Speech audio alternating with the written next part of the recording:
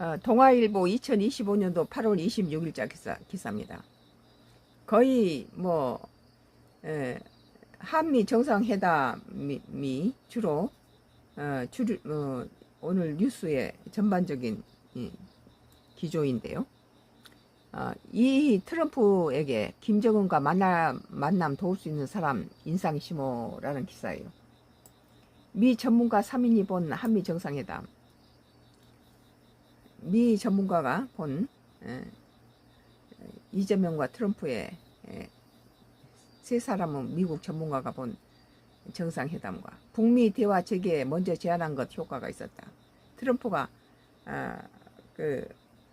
김정은과 대화를 하겠다고 계속 제안하는데 김정은 측에서는 전혀 반응이 없죠. 노벨상 매우 원하는 트럼프 입맛에 딱 평화 앞세우고 난제는 실무협의에 넘겨 충돌 피하고 긍정적 회담 분위기 조성. 이제 전문가들이 해야 될 그런 것들은 이재명 대통령이 알아서 답변하지 않고 실무진한테 넘겼다는 거죠. 트럼프에게 이재명 김정은과 만남을 도울 수 있는 지도자라는 인상을 남겼다. 25일 현지 시간 앤드루 여 브루킹스 연구소는 한국 석자는 북한 문제가 이번 회담의 스위트 스팟이었다고 밝혔다. 스위트 스팟은 골프와 야구 등에서 공이 맞았을 때 가장 멀리 날아가는 최적의 지점을 뜻한다.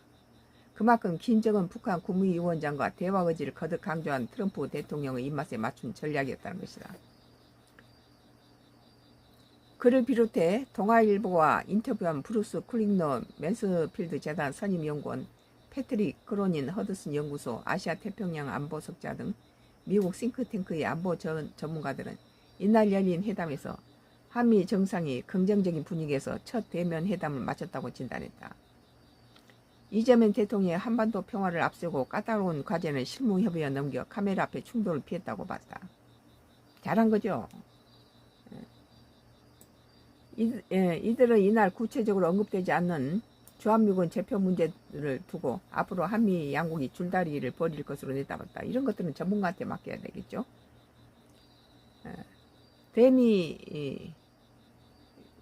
미국 전문가들은 대미 투자 펀드 등 경제 협력의 세부 사항 또한 향후 쟁점으로 꽂았다. 이건 이제 실무진들이 줄다리기 해야 되겠어요.